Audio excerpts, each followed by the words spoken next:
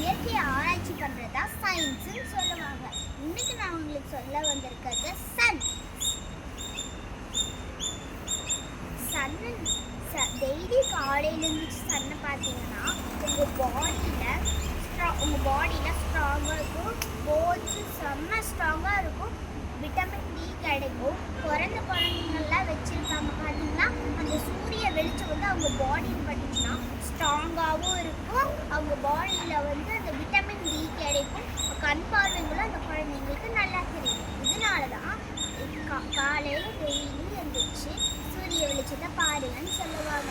bye friends, இன்னைக்கு night நான் உங்களுக்கு இன்னொரு